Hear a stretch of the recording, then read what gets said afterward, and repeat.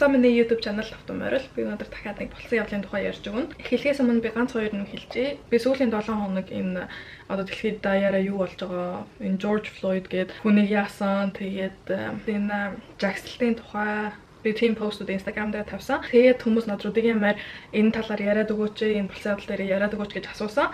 За би тэгээ жоохон ингэ тайлбарлаад өгье. Би энэ талаар одоо яг юу болж байгааг нь ярьж чадахгүй болсон явдал шиг. Яг тэгвэл энэ явдал ч одоо болж байгаа явдал бүх юм ингээд дуусаагүй байгаа. Тийм болохоор одоо ингээд яг юу болж өнгөрсөн одоо миний болсон явдал ярьдаг шиг би ярьж чадахгүй. George Floyd гэдэг нэг эрэгтэй хүн Америкт цагдаад алуулсан. Яаж алуулсан бэ гэвэл цагдаад баривчлагтаад ямар ч эсэргүүцэл эсвэл ингээд цагдаалуу даарч мараагүй байх. Нэг цагдаа доош нь гизэн дээр нэвтүүлээд тэгээд бараг 10 минут цагдаа өгдөг хүзүүн дээр нь тавьсан. Тэгээ George Floyd амьсгалж чадахгүй наа би амьсгалж чадахгүй нэг зөндөө удаа хэлээд тэгээд амиалсан. Тэгээд энэ явдлаас хойш амар их жагсаалт болсон. Ингээд Европт болсон, Америкт болсон. Энэ тэндгүү ингээд жагсаалт болоод яагаад гэвэл Америкт цагдаа нараа ингээд хар хүмүүсийг олоодаа алсан нөхцөлдөө тэгээ хар хүмүүстэй ингээд шудраг бус харьцдаг. Тэгээд энэ бол амар олон жил амар олон хүмүүс ингэж амиалсан. Цагдаа нар ингээ буудсан юм уу? Цагдаа нар ямар ч юм хар хүмүүсийг амар олон удаа юу ч хийгээгүй байхад нь амин авсан. Тийм болохоор тэрний тухай ингээ чагсаалт болж байгаа шудраг бус байна гэдэг. Гэхдээ миний өгөх зөвлөгөө бол сайн судалж сурах хэрэгтэй. Юун зөв ийм юм хийж, ийм юм ер нь байж болох үгүй. Арьс өнгөөр ялгарлагч байх ёсгүй. Тийм юм ер нь байх ёсгүй. Тэгээд би бинтээ өгнө энэний талаар ингээ яриад social media дээр энэ талаар сайн уншаад юу болж юм ямар байх ёстой ямар байх ёсгүй гэдгийг сайн сураад авал гэж би зөвлөж чадчих. За өнөөдрийнхөө болсон явдлыг хэдүүл ярьцгаая. Өнөөдрийн болсон явдал бол Марина Юхансон гэдэг эмэгтэй хүн тухай. Энэ эмэгтэй бол 31 настай 2010 оны 8 сарын 2-нд алга болсон гэж цагдаад бүртгүүлэгдсэн. Тэгээ хэдэн хоног цагдаа нар бас гэр бүл нь Маринаас ямар ч сураг аваагүй болохоор алга байж магадгүй гэж үзсэн. Эхнээсээ эхлэх юм бол Марина Юхансон бол гэр бүлтэй амар тотон хүн байсан. Тэгээ гэр бүлтэйгээ байнга ярьж тэгээд хэдэж муухай зан гаргадгүй эднэр бүгдээр амар тотон байсан. Гэтэ 2010 оны 7 сарын 28-нд бага эмэгтэйчүүдийн усан онгоцоор явж wakeboard гэдэг газар руу цуг явах гэсэн байна. Өөрөө wakeboard гэдэг юмд амар дуртай. Энэ өдөр бас амар гоё өдөр байсан. Нартай, ямар ч салхи малхигүй яг ийм усан онгоцоор явхад таарсан өдөр байсан. Тэгтэл 2:20 болж байхад Марина дүүлүүгээ ингэж хэлсэн байна. Би Lin Shopping гэдэг газар руу явж гин. Тэгээд цуг байж чадахгүй байна гэж. Дүүн бүр амар уурлаад тэгээд тэр мессежийг устгацсан. Тэгээ мессежин дээрээ бас би нэг эрэгтэйтэй уулзсан гэж бичсэн байна. Дүүгийн хаар нь хэлж байгаа бол Марина ер нь бол хизээч инкер хүн биш. Зүгээр нэг мессеж үлдээгээд явчихгүй. Марина заавал залгаад уучлахгүйгээд өөрийгөө тайлбарлаад яа юу хийх гэж чад бас дэлгэрэнгүй тайлбарладаг. 15 минутын дараа дахиад нэг мессеж Маринагаас ирсэн байна. Тэрэн дээр би чамд хайртай шүү. Lila Scrut гэдэг бол энэ баг дүүгийнх нь хочин. Энэ гэр бүлийн хэрэгэлдэг. Тэгээ энэ хочиг бол тийм олон хүмүүс мэдгүй зөвхөн гэр бүлийнх нь тэгээ дотныхын хүмүүс л мэддэг. Тийм болохоор энэ жижиг мессеж сүүлдээ цагдаа нарын мөрдөн байцаалтанд амар чухал хэрэг болсон. Бас өөр нэг чухал нотлох баримт болох юм бол энэ мессеж бол Маринага гэрээс нь явуулсан байна. Дүүн нэг юм буруу байна гэдгийг мэдээд бүх найзуудаас нь асуугаад 90 тойрныхын хүмүүсээс Марина харсан уу гэж асуусан. Тэнгүүд хин ч хараагүй, хин ч хаанагаа мэдгүй байна. Тэгээ сүүлдээ бүх гэрийнх нь хааж эхлээд бүх найзууд нь ч гэсэн сургалж эхлээд тэгээд хагасанд нь эмээгийнхэн төрсөн өдөрт Марина хурж ирээгүй. Тэгэхэд бүх хүмүүс чинь эхнээсээ ааж эхэлсэн. Яг бол Марина хизээч эмээгийнхээ төрсөн өдрийг алхасдаггүй. Эмээгийнхэн төрсөн өдрийн дараачийн өдөр цагдаа руу гэр бүлэн залгаад Маринаг алгуулсан байна гэж мэдүүлэг өгсөн. Цагдаа нар Маринагийн ээж бас дүү хоёртой яг Маринаг гэрийнх нь уурд уулзаад тэгээд байцаалт авсан юм байна л да. Тэгэхэд Маринагийн дүүн цагдаад ингэж хэлсэн байгаа. Би Маринагийн өмнөх найз бандаас намраад энэ хоёр салцсан. Гэхдээ найз банд нь амьдрах газаргүй болохоор байрныхан доотлынхан давхурт амьдардаг подвол гэдэг юм уу. Тэр газар нь амьдардаг цуг. Тэгээд цагдаа нар орж энэ X найз залуутай уулзаад бас байцаалт аваад тэгээд цагдаагийн хэлж байгаагаар ямар санаа зовсон юм байдалд байхгүй байсан. Тэгээд бас Маринаг алгуулсан гэдгийг ч ингээд нэг тоогоогүй. Тэгээд энэ байцаалт авчихсан цагдаа Маринагийн утас руу залгаад бид нар чамаа хайж гинэ ингэж тэгж ингээд хэлсэн байна л да. Энэ X-ийн урд тэгсэн чинь X нь жоохон инээж хэлсэн. Тэгээд цагдаа энийг бол жоохон сонин гэж бодсон. Хүн алгуулжод очин яагаад инегээд байгаа юм бэ гэд. Цагдаа нар Маринагийн унтлагын өрөө тэгээ бас ажлынхаа өрөө рүү орох гэсэн чинь чоожл байсан. Тэгсэн чинь X нь хажуунаас нь орж ирээд амар амархнаар нэг хаачаар өрөөнүүд нь онгоолгоод өгсөн. Маринагийн унтлагын өрөөлөг орсон чинь орон нураастай өрөө цэвэрхэн бүх юм цэвэрхэн байсан. Тэрийг нээж дүү хоёр нь харчгуудаа амар сонирм гэж бодсон. Яг бол Марина хизээч орох хураадгүй хүн байсан. Тэгээ бас хизээч гэрээ ерөн цэвэрлдэггүй, жоохон замбраагүй амьдардаг хүн байсан. Маринагийн ширээн дээр энэ өдөр нэг ном байсан. Тэрэн дээр нь юу хийх, энэ зундаа төлөвлөсөн юмнууд нь ингээд бичээстэйсэн. Тэгсэн чинь хэдэн хоногийн дараа дахиад цагдаа нар ирсэн чинь тэр ном нь бас алга болсон. Цагдаа нарын бодсноор бол гэмт хэрэгт нь буцаж ирээд хэдэн хоногийн дараа тэгээд энэ номыг хулгайлсан байна. Марина дүүтэйгээ усан онгоцоор явах өдрөө бас 10,000 крон картнасаа автоматоос ингэ гаргасан байна. Тэгээ яаж гаргасан бэ гэвэл эхэлж 5,000 гаргачингуудаа дахиад карта хийгээд буруу код хийсэн байна. Тэгчингуудаа карт нь болохгүй болонгууд тэгээ дахиад оруулаад 5,000 гаргасан. Нийт 10,000 крон картнаас гаргасан. Тэгээд цагдаа нар энэ хэдэн хоногт ойлгосон юм нь бол Маринад нэг юм тохиолдсон байна. Гэхдээ гэмт хэрэгт нь Маринаг өөр тийшээ явсан болгож харагдуулах гэж цагдааг бас төөрөлдүүлгээ. Тэгээ бас Маринаг энэ хотоос өөрийн хүслээр ийш тийшээ явсан байна гэдгийг цагдаа нарыг бодуулахыг хүссэн байна. Гэхдээ бүх хүмүүсийн анзаарснаар Маринагийн байгаа байдал нь гинт өөрчлөгдсөн.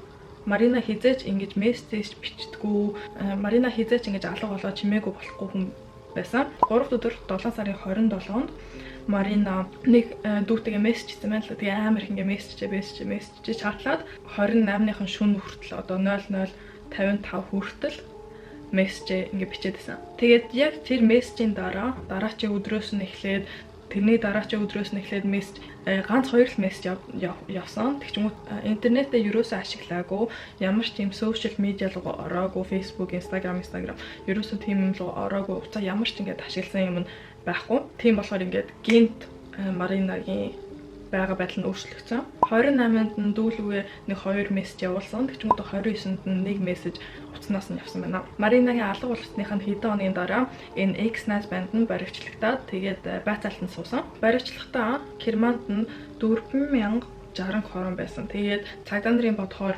энэ тэр гаргасан одоо картнаас нь гаргасан мөнгө байж магадгүй гэж бодсон. Гэтэ өөрөө энд үгүй гэж хэлсэн. Би энэ чинь миний өөрийн мөнгө гээд цагдаа нарын хэн мөнгө гаргасныг мэдэх гээд амар их ажил хийсэн. Тэгсэн мөртлөө хэнийг энэ мөнгийг гаргасан гэдгийг мэдэж чадаагүй. Яг үл тэр гаргасан ATM-ээс нь ямар ч тэр хажуугаар нь камер байгаагүй. Тэгээд энэ мөнгийг гаргасан хүнийх нь өмнөх хүнтэй нь яриа. Тэгээд дараачийн гаргасан хүнтэй нь ярьсан чинь бид нэр зүгээр саарл джип машин харсан гэж хэлсэн. Тэгээд Маринагийн машин бол саарл джип.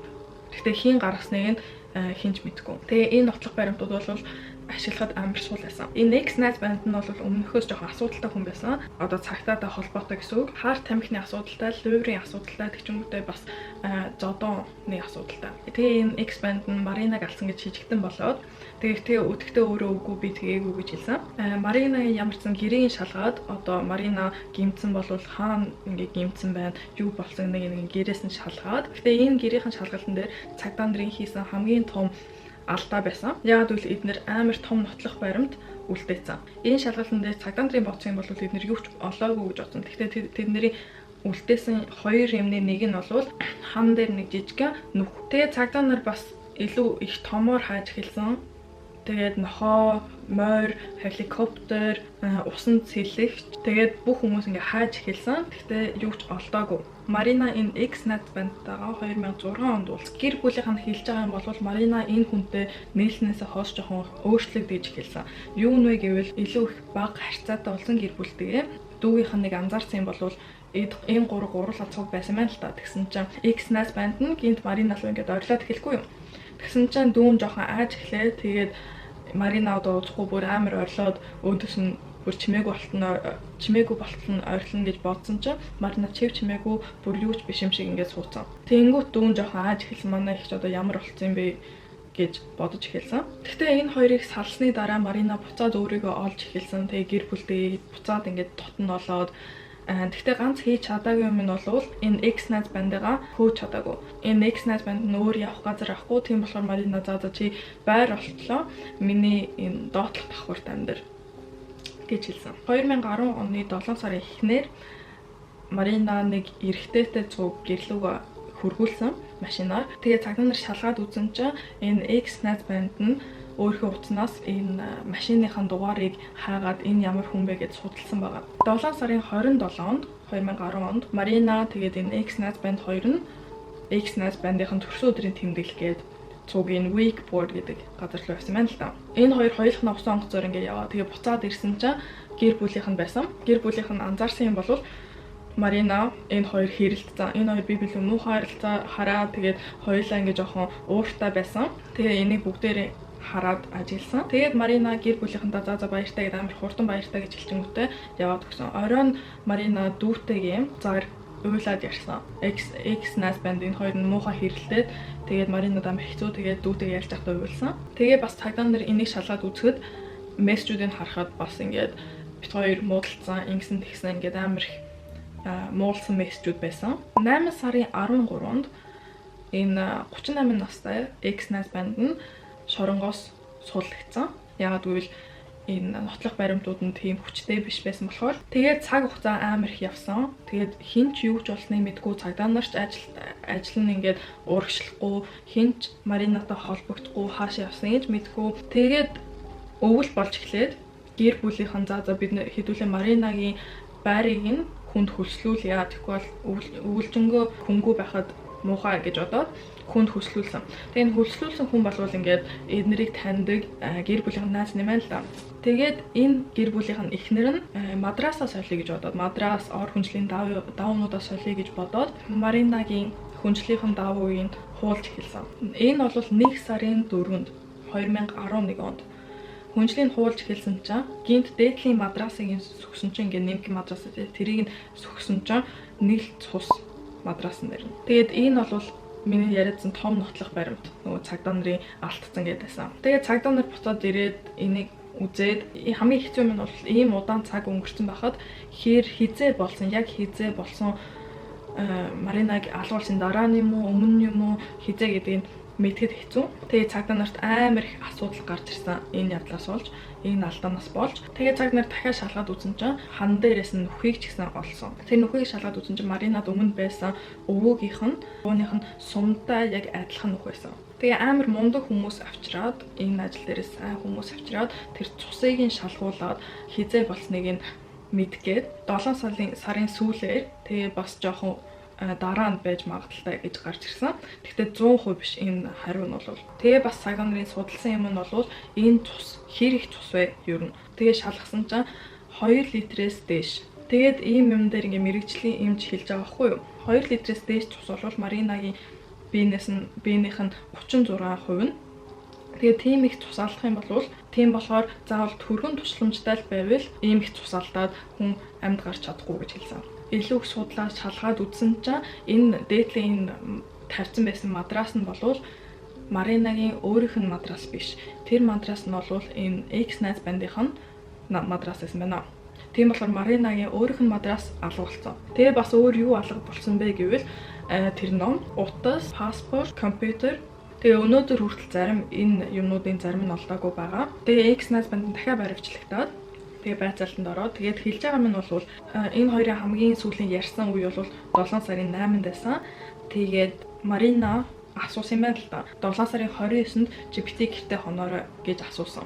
Тийм болохоор энэ X-Nas банд нь машиндаа хонсон гэж хэлж байгаа цагдаа нарт. Тэгээ цагдаа нар X-Nas бандаас нь асуусан байна л да. Чи хийгээгүй бол өөр хин хийх юм бэ? Танаа гэрт өөр хинч байдгүй гэсэн чинь би энэ 29-ний шөнө гэртээ байгааг болохоор энэ шөнөл нэгэн болцсон байгаа гэж цагдаа нарт хэлсэн. Тэгээ өөрөө бас бус өдрүүд нь гэртээ байсан гэж хэлсэн. 2011 оны 8 сарын 23-нд шүүх хурал болж эхэлсэн. Тэгээд нотлох баримт тутсан гэж үзээд тэгээ бас Маринагийн биеийг нь олоогүй болохоор Маринаг яг амьд байна уу хөгцөн байна уу гэдгийг мэдэхгүйгээд 100% мэдэхгүй.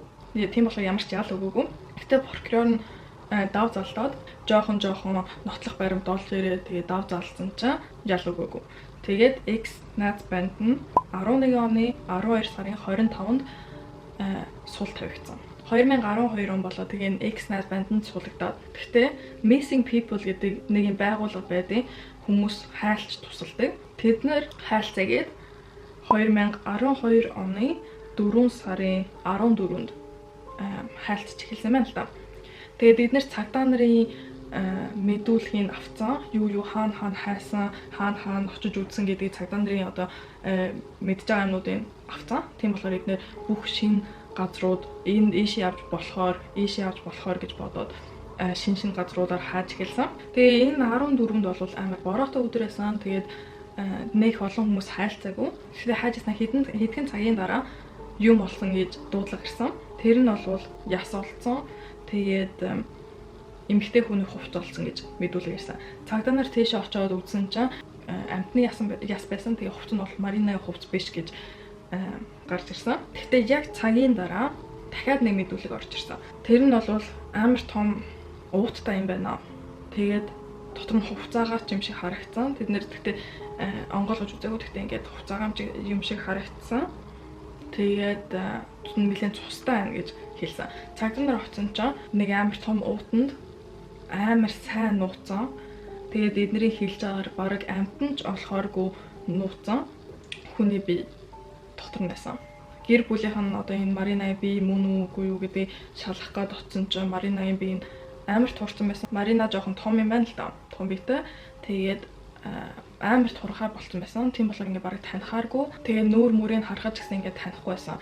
Гэхдээ Маринаг яаж Марина гэдэг мэдсэн бэ гэвэл шүдээр нь тогтоосон. Тэгээд ийм нотлох баримт, ийм том нотлох баримт гараад ирсэн юм чинь дахиад шинэ шүүх хурал болгомоор дахиад тэр X найз банд дээр нь шүүх хурал болгомоор байсан. Гэхдээ ингээд нэг удаа шүүх хурал болоо дав заалтаад шүүхтэн тавигдчих юм болвол дахиад шүүх хурал болох гэж барыг болтгоо. Ингээ Шведэд бүр хэдхэн удаа тийм болж исэн. Тэгээд ер нь бол дахин шүүх хурал болтгоо.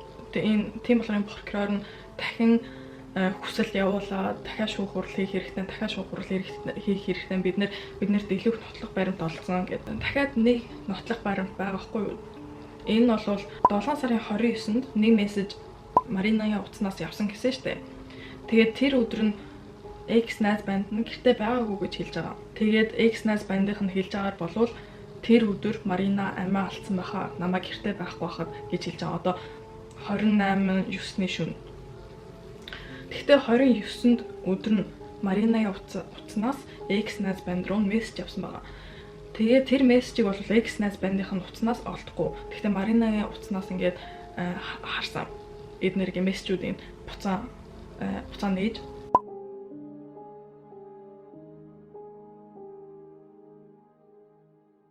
Тэгээд дахиад нэг нотлох баримт гарч ирсэн. Тэр нь бол Маринаг алга болсны 7 хоногийн дараа нэг мэдүүлэг ирсэн. Гэрч. Гэхдээ цагдаа нар тэр гэрчийг нэг сонсоогүй, тоогоогүй. Энэ том ууттай юм гараад ирсэн чинь энэ мэдүүлэг нь илүү чухал болж эхлээд энэ гэрчтэй уулзсан байна л да. Тэгсэн чинь энэ гэрч Маринаг таньдаг, машин мэддэг. Тэгээд шүн найзуудтайгаа бензин хийх гээд явж исэн. Тэгсэн чинь бензин колонк нь хаалттай. Тэгээд жоохон яваа тэгээ нэг газар зогссон юм байна л да. Тэгсэн чинь нэг саарл жип хурж ирээд 20 метрийн өмнө зогссон. Тэгээд энэ хүн боцсон юм байна. Энэ Маринагийн машин биш. Тэгээд дотроо бодож исэн чинь нэг эрэгтэй, урт устай эрэгтэй хүн цэнхэр цамцтай тэгээд барыг бандаж шиг жижиг улаан ингээд өмдтэй шорттой бандаж ч юм уу тийм юм да. Тэгээ ямар ч гутлгүй, ямар ч өөр хувцгүй гарч ирээ. Тэгээ тэр хойдлынхоо багажийг онгойлгосон чинь нэг тийм яг тийм цагаан утастай илүү тийм юм байсан, том юм. Тэгээ энэ нас амар чухал нотлох баримт болоод тэгээ Маринагийн биег бас шалгангууд Маринагийн яг толгоонд нь нэг бууцсан байгаа. Тэгээ энэ ч гэсэн нотлох баримт болсон. Яг Марина яаж өгсөн гэдгийг орон дээр өгсөн гэдгийг 2013 оны 11 сарын 1-нд одоо дав залтыг газар шүүх хурлын газар зөвшөөрөөд дахин шүүх хурал болгоно гэд тэгээд шүүх хурал болсон. Прокурорынх нь ингээд асууж байгаа, ярьж байгаа энэ X найз залуутай ярьж байгаа юм бол Марина 28-наас 29-ний шөнө чиний хэлж байгаагаар өгсөн болвол яаж Маринагийн утаснаас мессеж чам руу явах юм бэ? Өмнө ингээ мессежийг гаргаж ирч чадаагүй. Тэгтээ бид нэр энэ шүүх хуралд ингээ гаргаад ирсэн. Тэгсэн чинь тэр X найз залуу бүр амар сандраад тэгээ чичирж мичрээ тэгээ камера унтраа гэж уурлаад тэгээ бүх энэ нотлох баримтуудыг нийлүүлээд харангуут энэ X найз залуу нь Маринаг алсан болж таарж байгаа. Тэгээ X найз залуу нь бол 16 жилийн шоронгийн ял авсан. Насан туршийн ял. Тэгээ бас цагдаа нар прокурорын бодож байгаа яг юу болсон гэж бодож байгаа юм нь бол Марина 7 сарын 27-нд унтгаад хэвцэн. Тэгээ энэ хоёр хэрэлтэн байсан шүү дээ. Тэгээ Марина баахан мессежэд хүмүүстэй юу болсны талаар. Тэгээд Марина унтсныхан дараа энэ X-Nice банд нь компьютер руу ороод Маринагийн юу бичснийг хараад уурлаад тэгээд Маринаг унтж яхад нь буудаад алцсан. Тэгээд цагдаа нар онолж байгаа. Тэгээд Марина ингэж харамсалтайгаар амиалцсан. Тэгээд X-Nice банд нь 16 жилийн шоронгийн ял авсан. За ингээд миний өнөөдрийн болсон явдал дууслаа. Та нарт ийм бичлэг таалагдж байвал сонирхолтой байвал намайг дахиад илүү хий гэж бодож байвал лайк дараарай. Тэгээ бас коммент бичээрэй, subscribe дараарай. Тэгтээ бас зүгээр үзэж болно. Дараагийн бичлэгэн дээрээ уулзцгаая. Баярлалаа.